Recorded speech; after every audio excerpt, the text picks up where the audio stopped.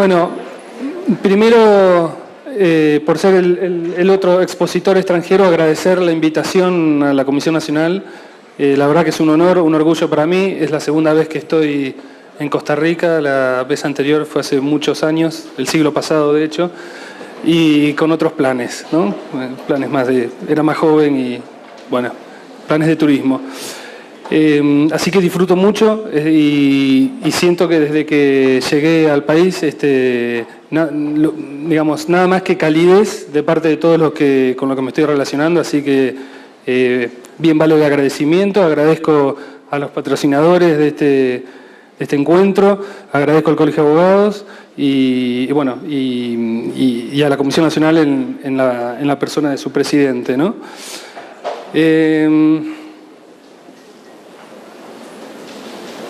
Ahí vamos.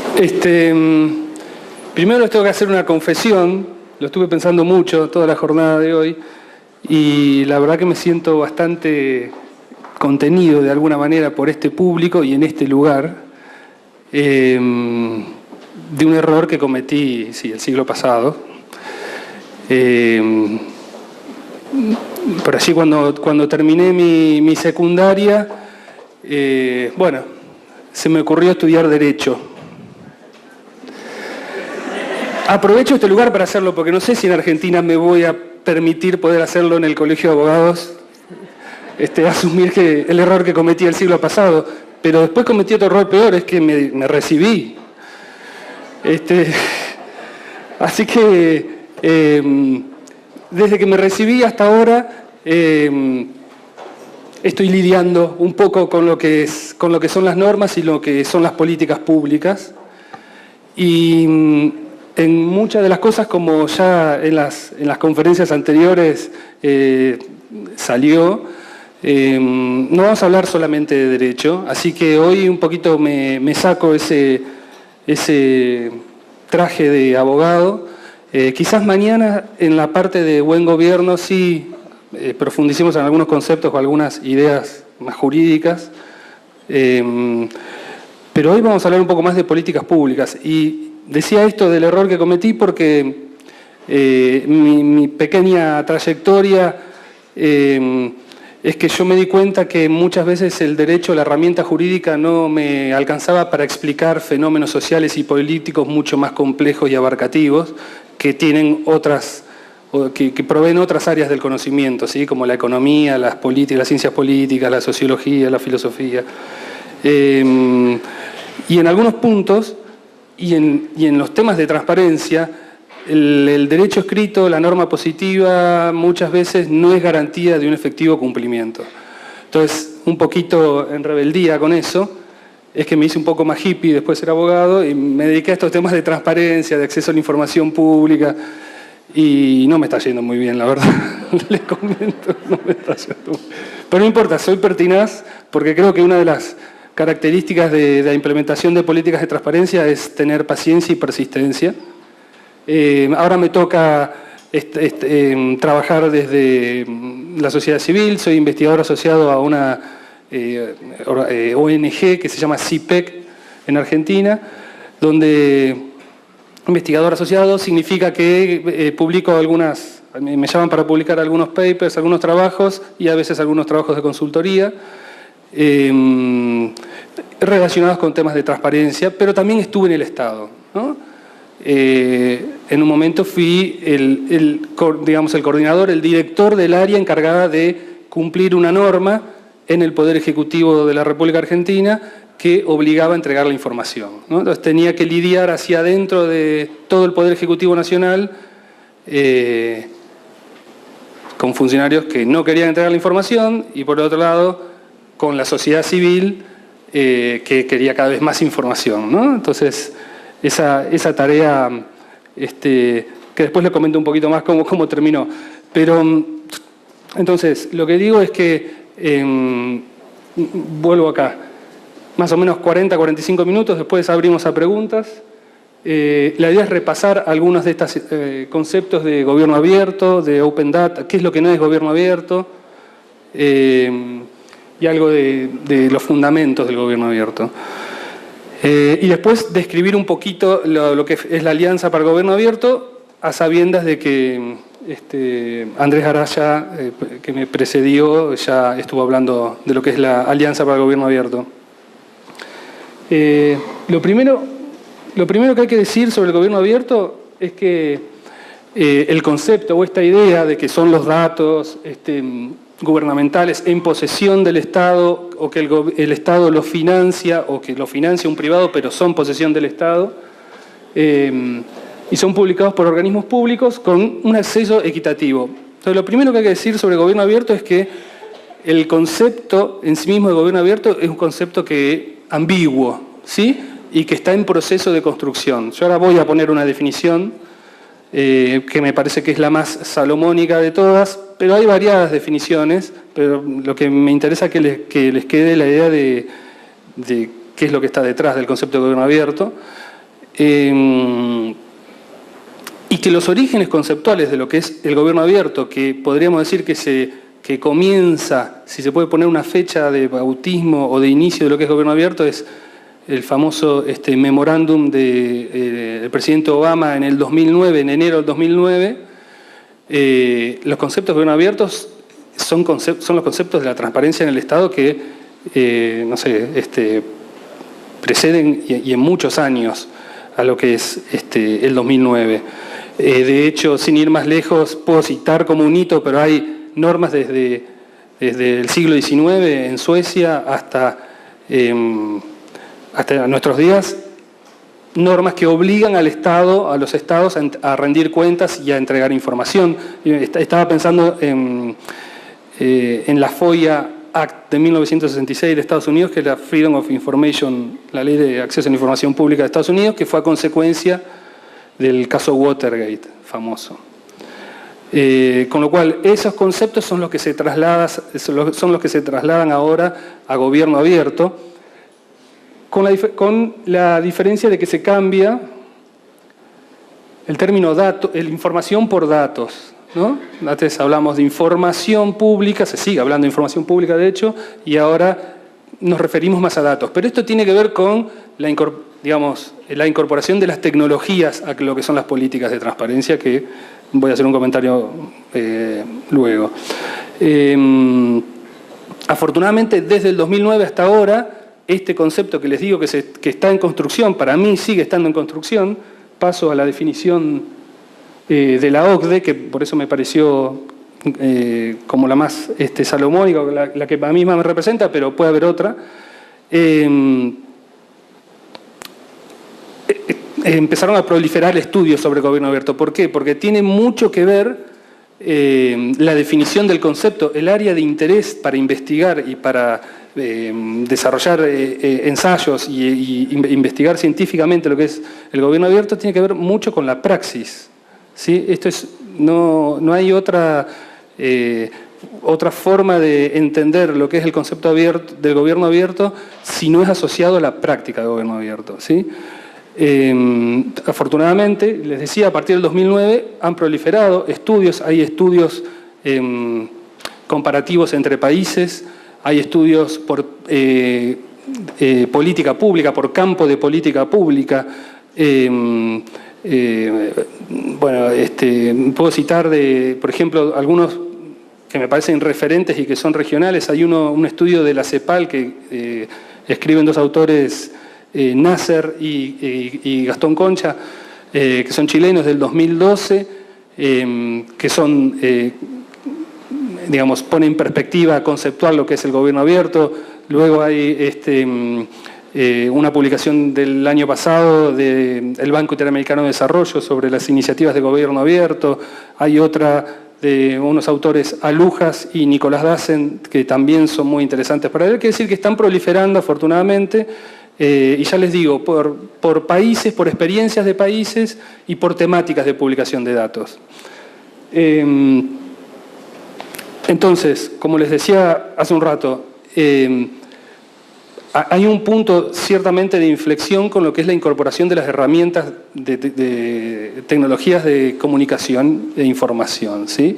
Se dice que estamos viviendo en un siglo XXI donde la comunicación es instantánea Y eso interpela y desafía al Estado de una manera que todavía no sabe el Estado cómo responder. Digo, el Estado, en términos generales, algunos están más avanzados o vieron cómo se venía a la mano un poco antes, pero siempre está el Estado, en todos los casos, siempre está un paso atrás de lo que están los desarrollos tecnológicos. Los desarrollos tecnológicos, en primer lugar, son apropiados o financiados por el sector privado, por empresas, y después viene el Estado, ¿sí? Entonces, y de alguna manera explota, ¿no? O sea, después hay una diapositiva donde hago un raconto, hice un raconto rápido de todas las herramientas de las tecnológicas para vincularse con el Estado y van a ver todas las que son. Bueno, básicamente, ya se dijo también, pero vamos a hacer un poco más de hincapié sobre eso, los ejes de lo que es el gobierno abierto son tres grandes pilares: transparencia, colaboración y participación. Y sí, por lo menos lo que no es gobierno abierto, pero que, digamos, a veces se suele confundir. También hay algunos artículos que escriben sobre eso y me parece bueno, ahí se ve mejor. Me parece bueno simplemente nombrarlo. Open Data es, digamos, el acceso a información al nivel de datos puros, cualquiera sea su índole y su naturaleza, sin que esté relacionada con el Estado, ¿sí? ¿No? Exceptuando las restricciones legales, perdón, me olvido y la protección de los datos personales, que eso es un tema para hacer una conferencia en sí mismo. La verdad que abierto es un prefijo muy poderoso, ¿no? Con mucha connotación. Concretamente tiene que ser accesible por todos, ¿sí? Eso da una idea de igualdad de poder acceder a los datos, que sea redistribuible, que no haya restricciones técnicas para poder acceder, y ahí es cuando empezamos a restricciones técnicas burocráticas, tecnológicas, normativas, institucionales. Institucionales digo, no solo entendiendo institucionales como prácticas también, ¿no? Como hábitos, como forma de relacionarse entre Estado y ciudadano. Su distribución es licencia abierta y no restringe otros trabajos, ¿no? Y data o los datos, toda la clase de información, cualquiera sea su naturaleza. Entonces, cuando el Open Data se refiere a datos producidos, entregados o en posesión de organismos públicos, es lo que se llama gobierno abierto, ¿sí? Entonces, el Open Data es mucho más amplio que el gobierno abierto, y simplemente para nombrarles, no quiero abrumarlos ni abrumarme a mí, porque tampoco domino las tecnologías, soy un abogado arrepentido, pero no dejo de ser un abogado. Se dice que lo que se viene es, la segunda revolución industrial, es el Big Data. En este momento estamos en una transición, lo que se llama una web 2.0, ¿sí? Que diferencia la web 1.0, que es interactiva, ¿no? Que permite las redes sociales, por ejemplo, es el icono o lo que demuestra más claramente lo que son la web 2.0. La web 3.0, que es hacia donde se va, es la web semántica, ¿sí? Donde las mismas tecnologías empiecen a interpretar y entender lo que los consumidores, que ahora vamos a ver que se llama consumidores, pero también somos productores de información como ciudadanos. Y ya la web 4.0 es la web inteligente. Bueno, eso es lo que están discutiendo académicos e investigadores de todo el mundo, expertos en tecnologías. Y ya están trabajando sobre modelos de madurez, sobre lo que es las grandes volúmenes de información que se trabajan con lo que se denomina Big Data. Estamos hablando de empresas que utilizan información estatal o no estatal. Y empresas donde, obviamente, vuelvo excepto las restricciones legales y la protección de datos personales. Con restricciones legales, lo que estoy diciendo claramente es secreto industrial, por ejemplo, ¿no? Propiedad intelectual. Hay un gran debate sobre este tema. Por eso que esto excede al Estado, a la información pública. Por eso lo quiero dividir de lo que es gobierno abierto de Open Data. Les decía, propiedad intelectual. derechos confidenciales entre empresas, ¿no? Información estratégica sobre bienes estratégicos, hidrocarburos, por ejemplo, ¿no? No solamente, o sea, entonces esto se está investigando como lo próximo. Entonces, lo que quiero decir ante esto es que la velocidad de los cambios de la web 1.0, que era una web donde el usuario era pasivo, solo leía información, no hacía nada. Llegamos a la web 2.0, redes sociales. Vamos a la web 3.0, no sé cuándo, y a la web 4.0. Y los cambios son muy veloces y siempre el Estado está detrás de esto. Siempre, ineludiblemente. Vuelvo a gobierno abierto, entonces, ya habiendo aclarado lo que no es gobierno abierto. Entonces decíamos, 3 grandes pilares, gobierno abierto: transparencia, participación y colaboración. Estos fueron los 3 pilares que Obama menciona en su memorándum del año 2009.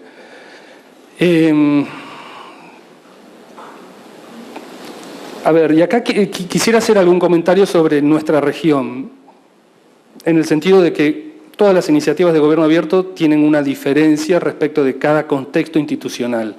Y lo cierto es que, al menos en la región, excepto Costa Rica, que ha tenido continuidad democrática durante muchos años, la región de América ha tenido rupturas y disrupturas en cuanto a los regímenes democráticos.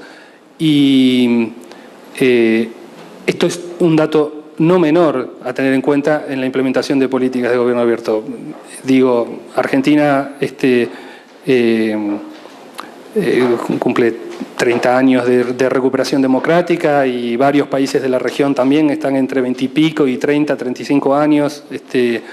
La verdad que solamente se puede hablar de esto bajo un régimen democrático, y aquellos países que tuvimos regímenes autoritarios o totalitarios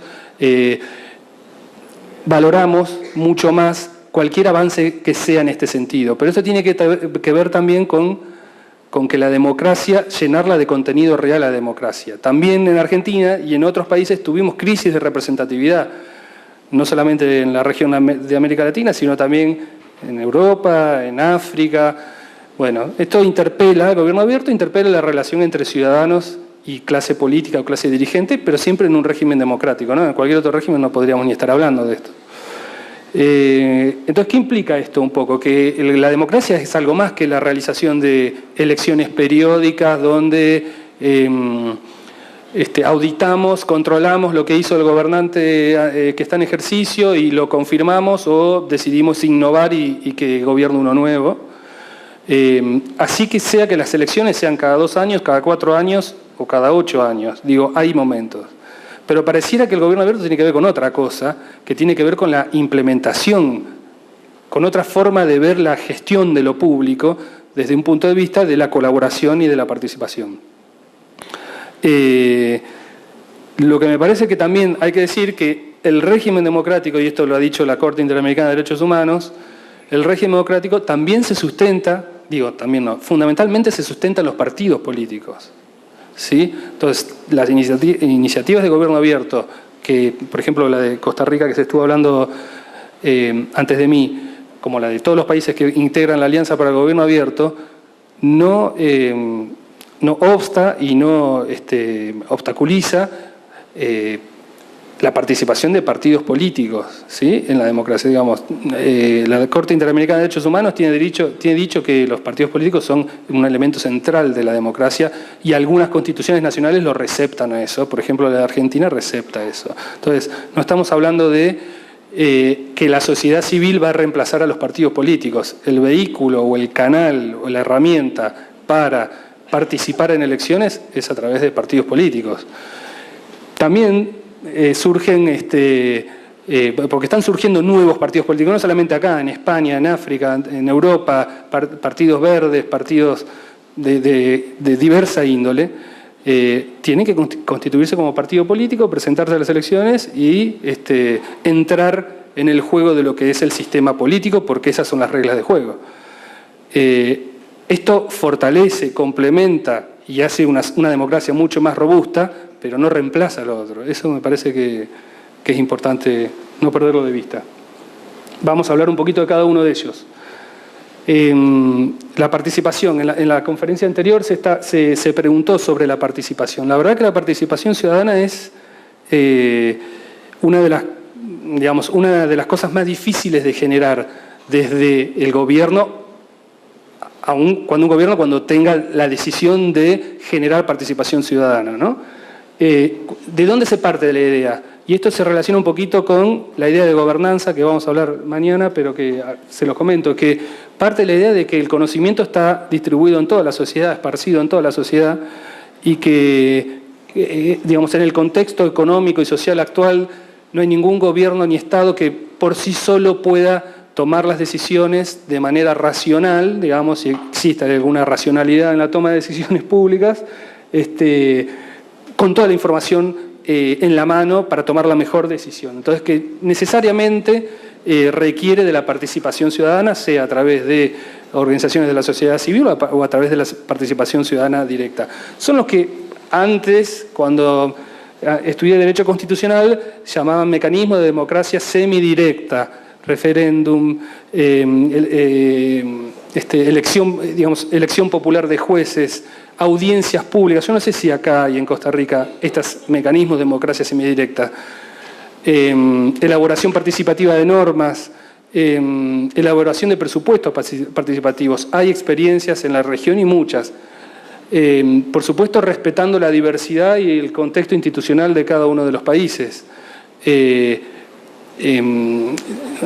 Por ejemplo, en Argentina había lo que se llamaba en los entes de contralor de los servicios públicos que fueron privatizados a fines del siglo pasado, existían entes de contralor. Ahora los nacionalizamos todos, así que los entes de contralor no sé muy bien qué hacen. Pero digo, es Estado y Estado. Pero antes, una figura que se había creado era la participación de los usuarios en el sillón, digamos, tener una silla, un lugar en el directorio de los entes reguladores de servicios públicos para que estuviera presente la voz de los usuarios, ¿no? Bueno, quizás una de las maneras donde más participamos en la vida pública sea como consumidores. Como consumidores o no, o también se está en crecimiento, depende del área un poco, o también en las cuestiones ambientales. Digamos, la participación varía y muchas veces la participación es difícil pasar de una participación reactiva, ¿sí? Supongamos un gobierno local que autoriza la instalación de una planta que produce, que daña el ambiente, claramente, ahí la comunidad probablemente participe. De hecho, ahora pasó hace poco en Argentina una minera que abrió las compuertas de no sé qué piletas y cayó arsénico, se derramó mucha cantidad de arsénico a una población cercana, la población se levantó entera. Digamos, cuando hay cuestiones ambientales, claramente la participación es reactiva y es más sencilla de unir, de unificar y de que tenga volumen y contundencia para modificar alguna decisión pública. Lo más difícil de lograr es la participación proactiva, ¿sí? Donde nosotros participamos de las decisiones para generar un cambio, una mejora.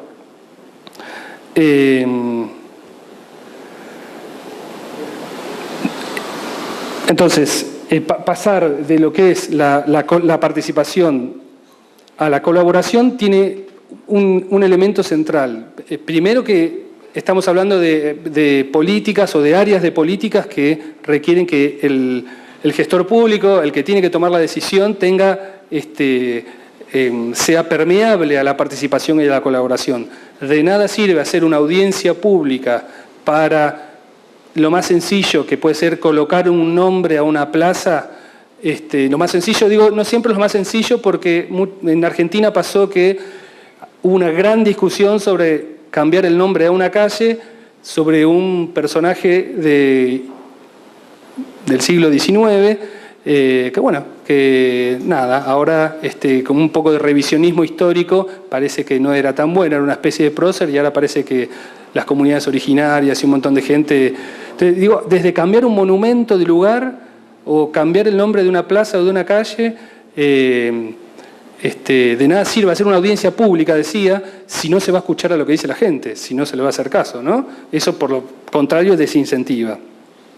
¿Qué es lo que hay que tener entonces? Dos elementos o dos herramientas, ¿no? Los organismos públicos deben diálogo y confianza, generación de confianza. La palabra confianza me la van a escuchar decir mucho y la doctora Cortina también la utilizó en lo que es las relaciones entre ciudadanos y gobernantes, porque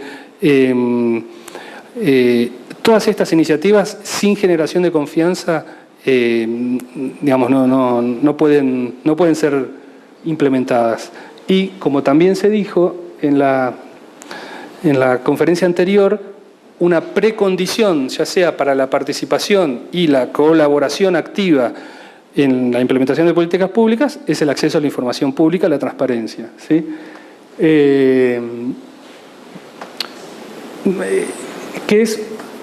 Acá hay bastante, para mañana vamos a hablar un poco más de lo que es el derecho a acceso a la información pública, pero simplemente evitar decisiones arbitrarias.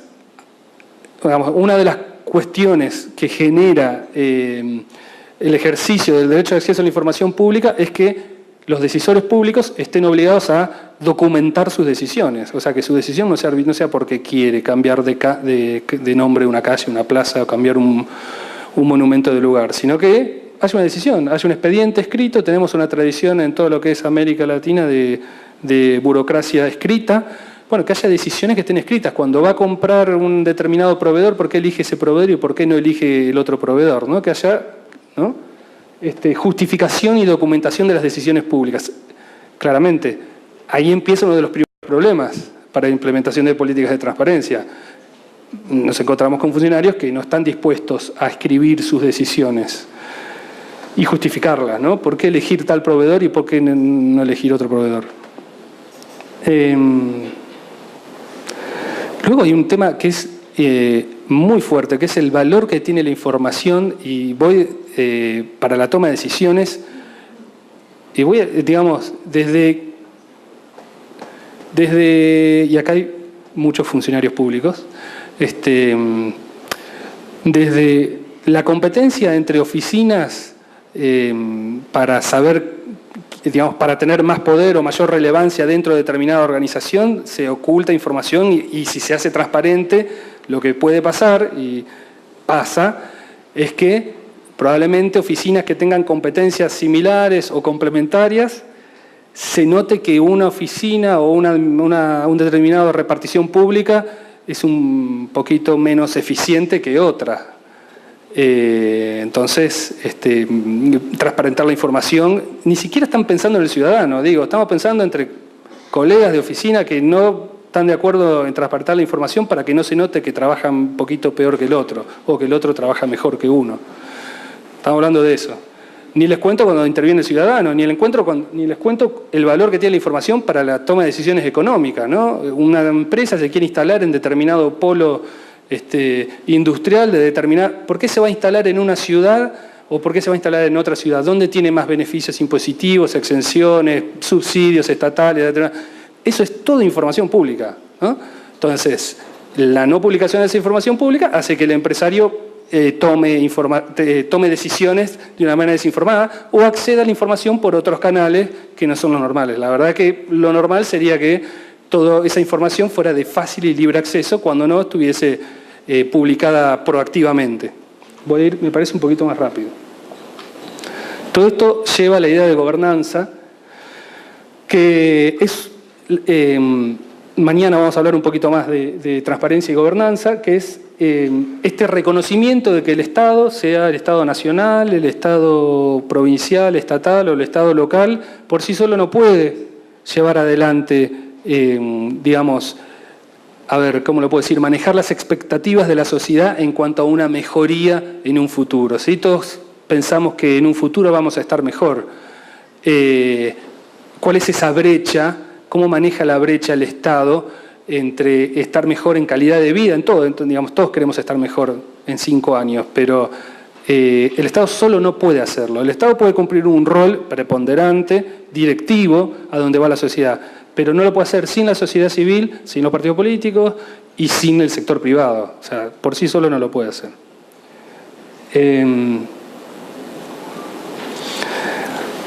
Hablando del sector privado, y además de estos fundamentos de índole, de estos tres fundamentos y los pilares de participación y colaboración y transparencia, hay un fundamento claramente económico en publicar la información, en hacer transparente la información, en hacer accesible la información. Hay, así como les comentaba que habían proliferado estudios en relación al gobierno abierto, varios de estos estudios vinculan la publicación de información, la transparencia de información con el desarrollo económico. Claramente el Banco Mundial tiene una iniciativa en ese sentido y incluso el Banco Mundial, entre comillas creo que lo voy a decir, que promueve terminar con la pobreza en el mundo, dice que solo se puede terminar con la pobreza en el mundo si existen políticas de transparencia y de gobierno abierto, ¿no? y con prácticas de buen gobierno. Y tiene iniciativas en ese sentido. Lo que quiero decir, hay evidencia clara de la relación, de la correlación entre apertura de información y desarrollo económico.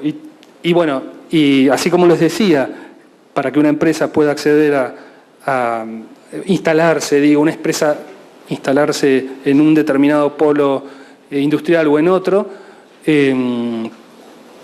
surge un ambiente, ¿no? Un ambiente de innovación, con la publicación de datos y con lo que es Open Data, que todavía no sabemos las consecuencias que tiene. Hay algunos estudios que ya identifican áreas especiales de negocios y de desarrollo económico donde ya hay claramente ganancias, sobre todo apuntando a innovación y emprendedorismo. Todo lo que sea apps que se nutran de información de los estados, o sea, el estado local, es una app de transporte para saber cuándo viene el bus, o de trenes, o todo lo que sea que tenga información de empresas estatales o del sector público, están utilizando una herramienta de Open Data, que después hicieron la app, la desarrollaron y la comercializan en el mercado. Ni siquiera la comercializan, pero después tienen patrocinadores que funcionan. Así funciona y está funcionando. Me imagino que en Costa Rica debe haber experiencias, no las conozco, pero está funcionando desde Argentina hasta Suecia. No sé, en todos lados hay hackatones, desarrolladores que están todo el tiempo pensando. Y lo que hace la apertura de datos, la verdad que es que ¿no? La masiva y sistemática publicación de datos, lo que hace es eso, sumado a innovación y sumado a alianzas público y privada, incrementa la competitividad. Y la verdad que ese es un tema que los gobiernos no lo están tomando mucho en cuenta, pero para mí es central, porque en un momento donde me voy a meter simplemente, sin ser experto en la materia ni mucho menos, pero en un momento de crisis global en términos económicos de las economías tradicionales, el incremento de la competitividad no pasa por bajar costos patronales, sino pasa por la innovación. ¿Se entiende? Es decir, no hay que bajar ni sueldos, ni jubilaciones, ni despedir a nadie. Hay que innovar todo el tiempo. Así se aumenta la competitividad. Bueno, la apertura de información, el Open Data y el Open Gov sirven, son insumos necesarios de una mayor competitividad.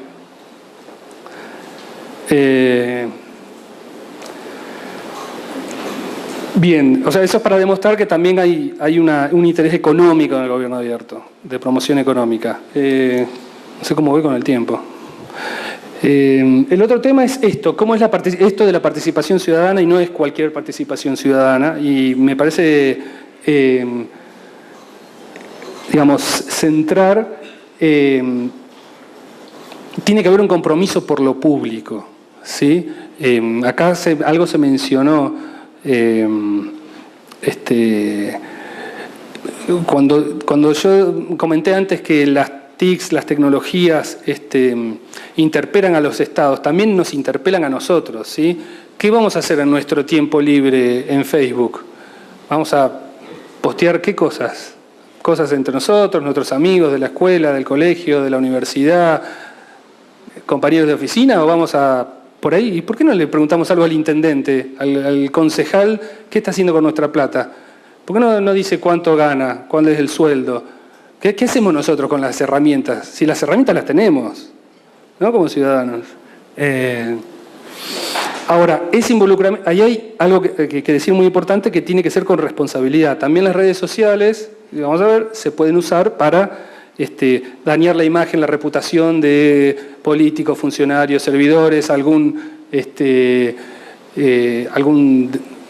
novio despechado o alguna novia despechada que quiere decir cosas malas, ¿no? O simplemente alguien a quien no se banca. Es muy fácil. Bueno, entonces esto tiene que ser tomado con responsabilidad.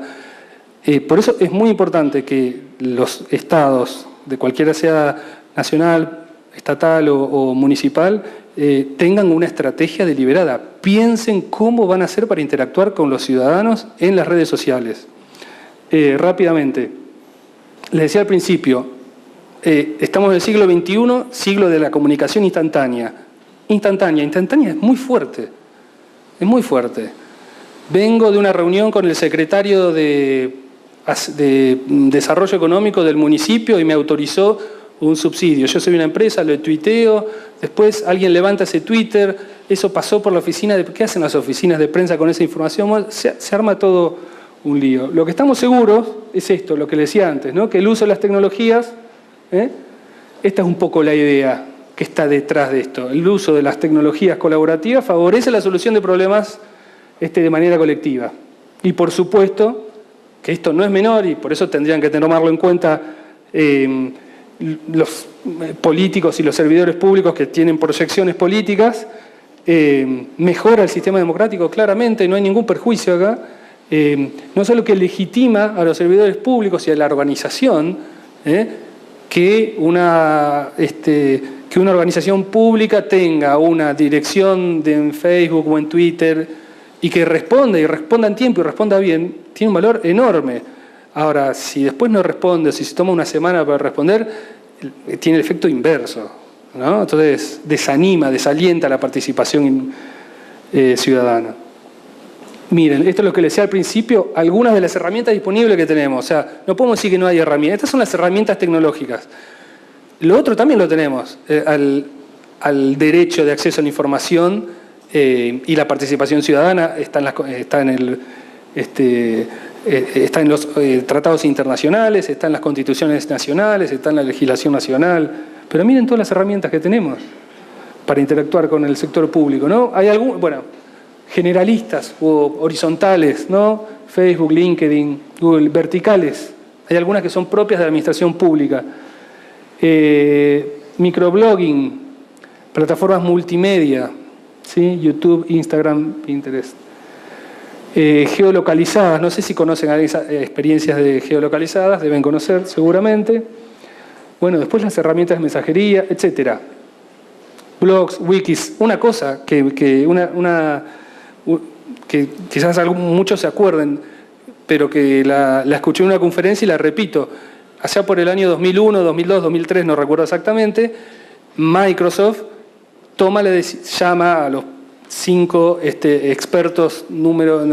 principales expertos que tenía y decide, no sé si alguno alcanzó a comprarla alguna vez, sacar la enciclopedia más grande del mundo, que la llamó Encarta. No sé si alguno se acuerda de la enciclopedia Encarta. Bueno, ¿no? Eran en CDs. Bueno, al otro año tuvieron que desactivar ese proyecto que estaba pensado en muchos millones. ¿Y por qué? ¿Qué surgió? Wikipedia, salió Wikipedia, colaborativo, esencialmente colaborativo y cero de costo, digamos. O sea, Microsoft tuvo que eliminar uno de sus proyectos más valiosos porque al otro año salió Wikipedia. Entonces, eso marca un poco el avance de esto, ¿no? Bueno, de vuelta con el tema de la confianza, y esto por ahí nos cuesta más, por lo menos en Argentina, no sé cómo es la situación en Costa Rica respecto de cómo se presentan los ciudadanos o cómo se ven a sí mismos frente al Estado y frente al rol del Estado como proveedor de servicios públicos, ¿no? Entonces, tiene que haber confianza en el sentido de que podamos acceder a la información de cómo son gastados nuestros impuestos, en qué y cómo se toman las decisiones, ¿no? Meternos en el, como dicen los americanos, decision making process, ¿no?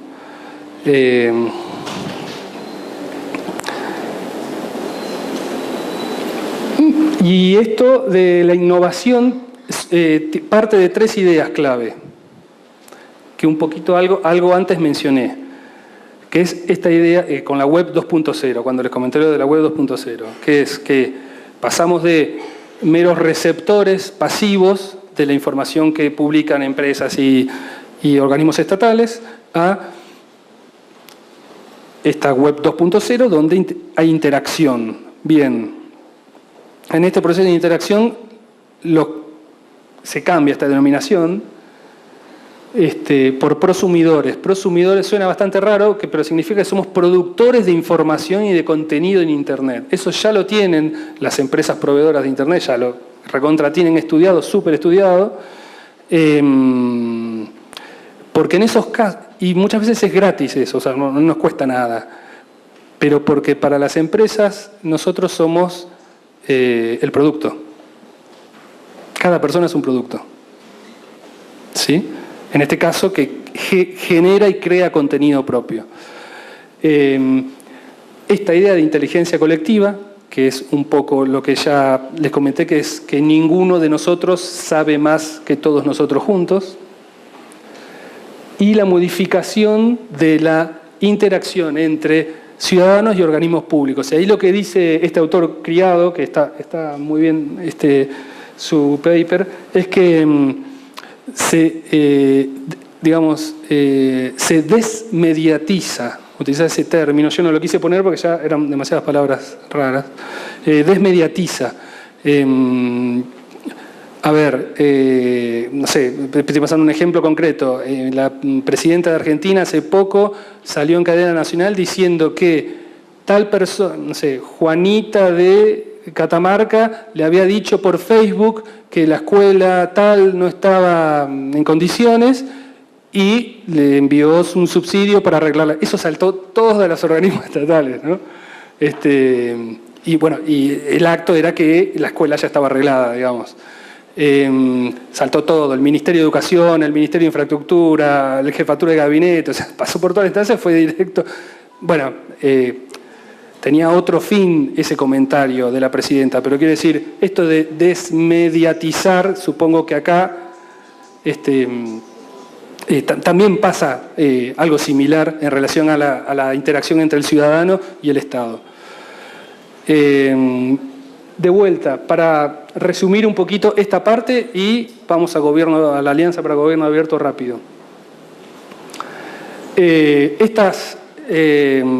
Esta interpelación que tenemos cotidianamente tiene la respuesta que tiene que dar el Estado utilizando las tecnologías es con transparencia, participación, rendición de cuentas, colaboración y coproducción pública. El desafío está, las herramientas jurídicas están. Me parece que depende, por supuesto, que de estados, de gobiernos y de líderes políticos y servidores públicos que entiendan esto, pero también, como dije antes, de ciudadanos responsables, comprometidos y que utilicen estas herramientas para una mejor convivencia. También el sustrato de esto me parece que no me voy a meter porque ya la doctora Cortina habló mucho de eso y mucho mejor que yo, pero me parece que esa parte nuestra de colaboración, si lo vamos a usar, tenemos las herramientas para hacerlo. Y no hay que esperar nada, simplemente hay que volver a la casa y ver qué es lo que está haciendo el gobierno local cerca de mi casa para ver en qué me puedo meter. Bien. Alianza para el Gobierno Abierto. La iniciativa fue Es una iniciativa internacional que fue lanzada en septiembre del 2012,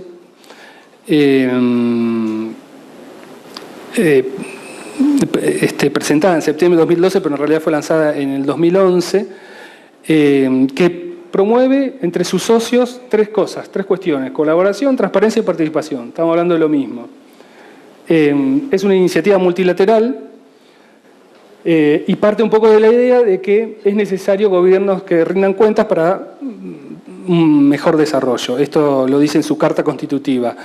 Los países fundadores de esta iniciativa son 8, ¿no? Indonesia, Filipinas, Finlandia, Brasil, Estados Unidos, Reino Unido, México y Brasil, pero fue presentado por Brasil y por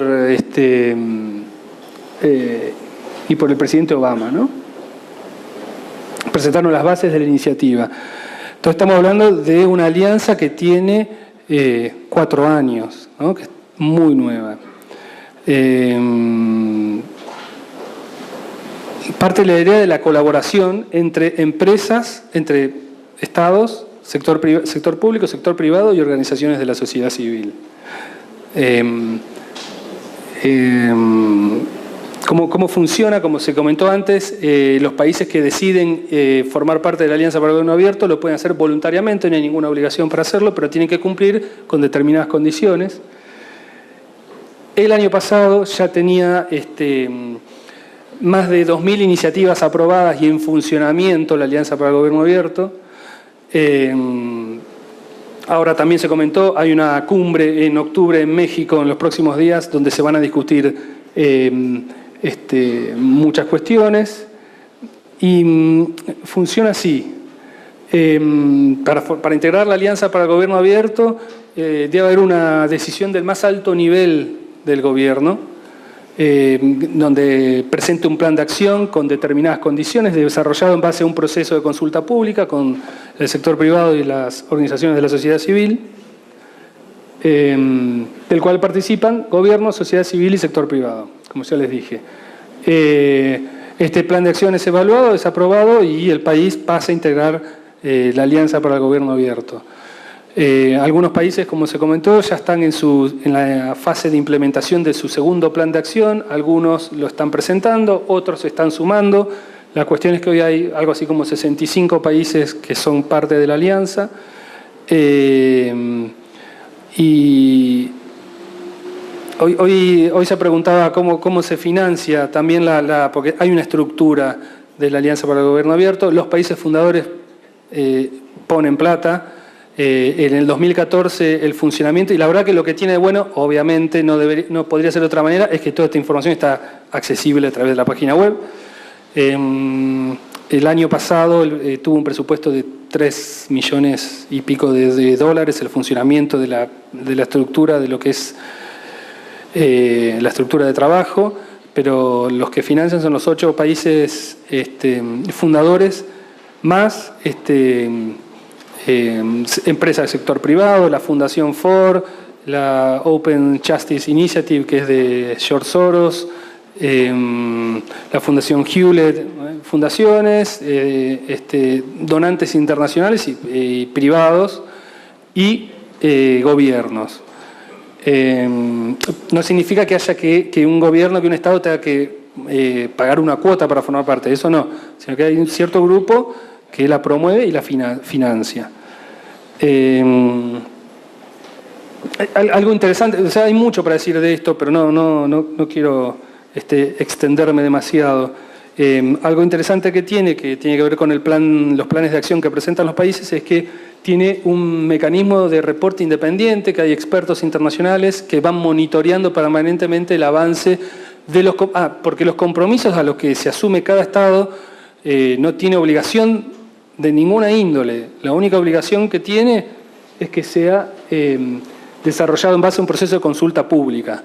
Pero los compromisos que asumen los decide cada Estado, cada gobierno en este proceso de consulta pública.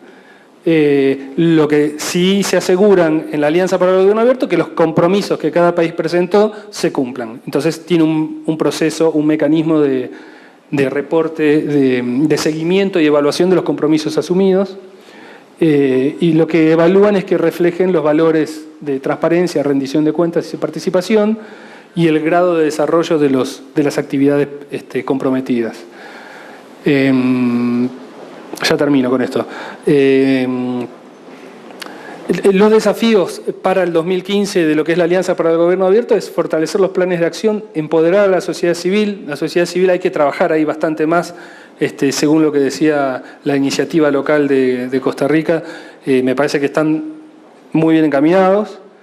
Y esto que es muy importante, que es relacionar los objetivos de los planes de acción con los objetivos de desarrollo para el nuevo milenio de Naciones Unidas, ¿sí? Erradicar la pobreza, etc. Entonces eso ahí tiene un norte común, lo que es la Alianza para el Gobierno Abierto, con los objetivos de desarrollo del milenio.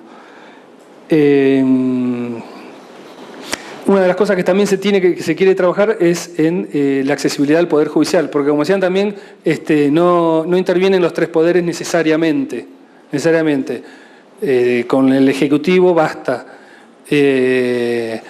pero también se está trabajando en transparencia en el Legislativo, y hoy celebro que el vicepresidente de la Asamblea dijo que hoy a la mañana temprano, ya hace un montón, que habían dictado una norma para transparentar la información de la Asamblea Legislativa, y el Poder Judicial también, que también el representante del Poder Judicial habló sobre eso. Lo cierto es que hay estudios, hay un estudio que yo participé sobre accesibilidad de la información en el Poder Judicial, y hay estudios internacionales que es el Poder Judicial más opaco de todos, por lejos, en términos generales. Y tiene mucho que ver con esto de que por ahí el Poder Ejecutivo, con todas las críticas que se puede tener, es un Poder Ejecutivo que trabaja, digamos, entre comillas, pero no, trabaja realmente para la gente, digamos. El Poder Judicial es un poder un poco más distante de lo que es la relación con el ciudadano. Entonces, de ahí que sea uno de los poderes más opacos o menos transparentes. Entonces, la Alianza para el Gobierno Abierto se propone trabajar y profundizar en temas de acceso a la justicia, acceso a la información en el Poder Judicial. Hay varios componentes de información de los procesos judiciales que pueden ser transparentados y que deben ser transparentados, y porque son sujetos obligados del derecho de acceso a la información pública. Creo que con esto termino. Muchas gracias.